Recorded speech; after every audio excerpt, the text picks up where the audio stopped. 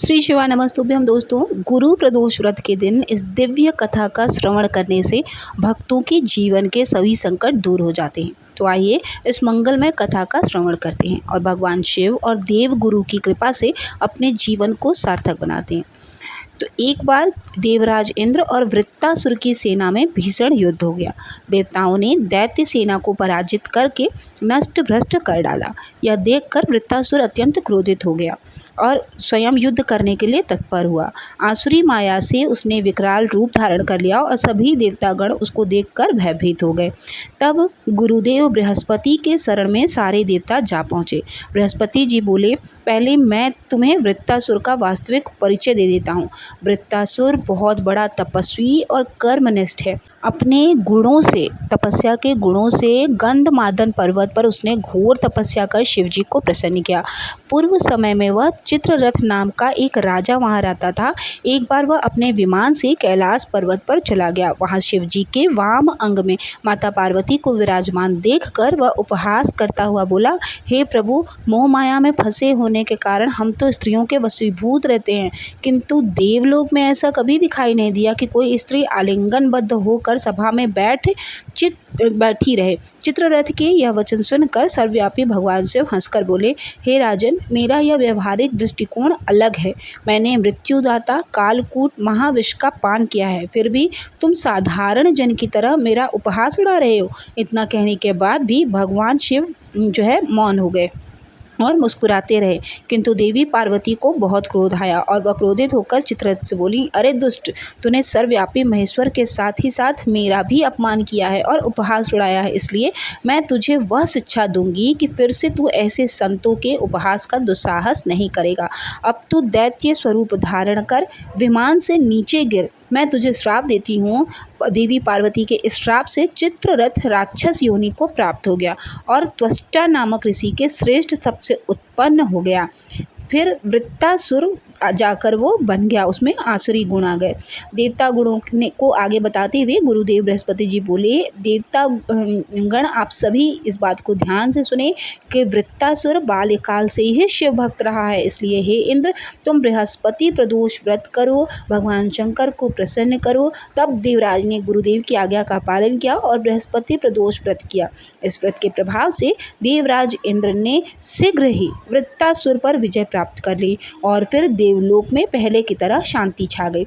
इसलिए प्रदोष व्रत हर शिव भक्त को अपने जीवन में अवश्य करना चाहिए। एक बार भगवान शिव देवी पार्वती जी के साथ हरिद्वार भ्रमण पर थे। पार्वती जी ने वहां देखा कि सहस्त्र मनुष्य गंगा जी में स्नान कर रहे हैं और हर घर गंगे कहते चले जा रहे हैं, परंतु सभी दुखी और पाप परायण हैं। तब देवी पार्वती जी ने बड़े आश्चर्य से भोलेनाथ से पूछा, हे देवी गंगा, मैं इतनी बार स्नान करने पर भी इनके पाप और दुखों का नाश क्यों नहीं हुआ? अब क्या पवित्र गंगा जी में लोगों के पापों का नाश करने की शक्ति नहीं रही? तब भगवान शिव देवी पार्वती से कहने लगे, प्रिय, गंगा में तो आज भी वही शक्ति है, परंतु इन लोगों ने पाप नाशिनी गंगा में स्नान ही नहीं किया, तब भला इन्हें लाभ कैसे होगा? अब भाई देवी पार्वती को तो बड़ा आश्चर्य हुआ। उन्होंने कहा कि प्रभु, स्नान तो कर रहे हैं, स्नान कैसे नहीं किया? मैं तो देख रही हूँ कि सभी तो गंगा में स्नान करके आ रहे हैं और अभी तक तो इनके शरीर भी गीले, आपको नहीं दिख रहा? तब भगवान शिव ने कहा, देवी, यह तो केवल जल में डुबकी लगा कर आ रहे हैं। मैं तुम्हें इसका रहस्य समझाता हूँ। अब कल जब मैं यहाँ आऊँगा तो मैं तुम्हें सबके स्नान का दर्शन कराऊँगा। अगले दिन फिर माता पार्वती शिव जी के साथ वहाँ पर आती हैं। अगले दिन बड़ी जोर की बरसात होने लगी, सारी गलियाँ कीचड़ से भर गईं। एक चौड़े रास्ते में गहरा गड्ढा था और उसके ओर चारों ओर उसके कीचड़ ही कीचड़ भरा हुआ था। भगवान शिव ने अपनी माया से एक वृद्ध रूप धारण किया और उस गड्ढे में जाकर ऐसे सन गए जैसे कि कोई मनुष्य चलता हुआ गड्ढे में गिर पड़ा हो, ऐसे जाकर गिर पड़े और निकलने का प्रयास करने पर भी निकल नहीं पा रहे थे।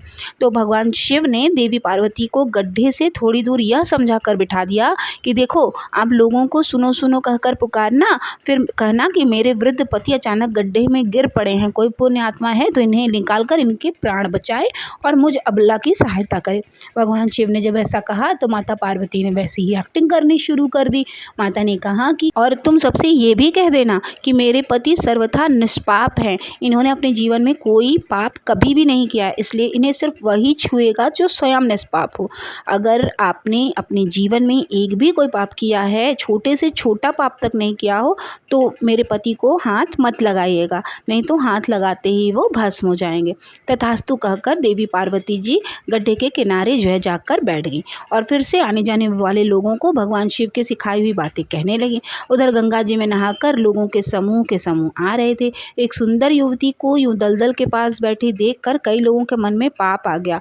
कुछ लोग लज्जा के डर से तो कुछ लोग धर्म के भय से वहाँ से निकल गए। कुछ लोगों का कानून का भी डर था, इसलिए वहाँ पे किसी ने कुछ भी पार्वती जी से न कहा, न कुछ भी उन्हें सुनाई दिया। बल्कि लोग ये भी कहते रहे कि मरने दो उस बुड्ढे को। कुछ लोगों से जब उन्होंने मदद के लिए कहा तो उन्होंने कहा मरने दो उस बुड्ढे को, अरे उसके लिए क्यों रो रही है। सुबह से शाम हो गई, कोई भी जो है बचाने के लिए नहीं आया।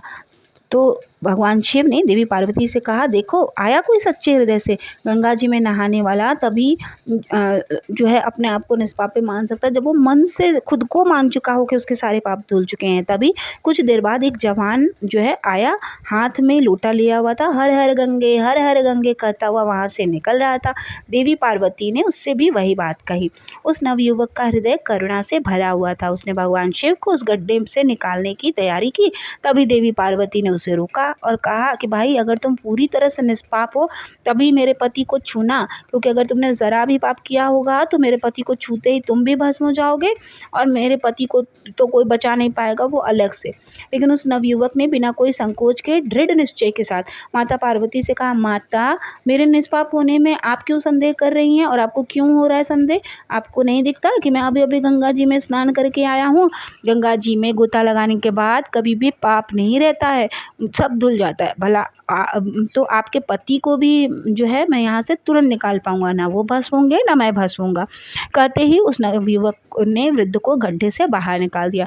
तब भगवान शिव और माता पार्वती ने उसे अधिकारी समझकर अपना असली स्वरूप प्रकट कर उसे दर्शन देकर कृतार्थ किया। भगवान शिव ने देवी पार्वती से कहा, देवी इतने लोगों में से बस इस एक ने ही गंगा में स्नान किया है। तो इस दृष्टांत के अनुसार जो लोग बिना श्रद्धा और विश्वास के, बिना केवल आडंबर के लिए, दिखावे के लिए, जो है पाखंड के लिए गंगा जी में स्नान करने जाते हैं, उन्हें वास्तविक फल नहीं मिलता। लेकिन इसका मतलब ये नहीं कि गंगा स्नान व्यर्थ जाता है। गंगा स्नान का बहुत पुण्य है। गंगा स्नान करने से सभी पापों से तो मुक्ति मिलती ही है, साथ ही मोक्ष की भी प्राप्ति होती है, ऐसा हमारे धार्मिक पुराणों में वर्णन है। गुरु प्रदोष जब भी पड़े, आप गुरुवार के दिन देखिए केले के पेड़ की भी पूजा करें, क्योंकि उस बृहस्पति से हमारा मजबूत होता है। बृहस्पति अगर मजबूत होता है तो हमें मान सम्मान ज़रूर मिलता है। आप थोड़ा भी कर्म करेंगे तो आपको भी तभी भी मान ज़रूर मिलेगा। इसलिए गुरु की जब भी एकादशी पड़े, गुरु का जब भी प्रदोष पड़े, तो ऐसे दिनों में केले के पेड़ की पूजा अवश्य करें। इसी के साथ साथ शाम के समय में शिव जी के मंदिर में जाकर दीप ज़रूर जलाएं, और अपने घर के मंदिर में तो आप दीप जलाते ही हैं, साथ ही मुख्य द्वार पर भी शाम के समय में दीप ज़रूर जलाएं। धन की अगर कमी है गुरुवार के दिन, तो बेलपत्र के पेड़ के नीचे लंबी बाती का दीप लगाना ना भूलें।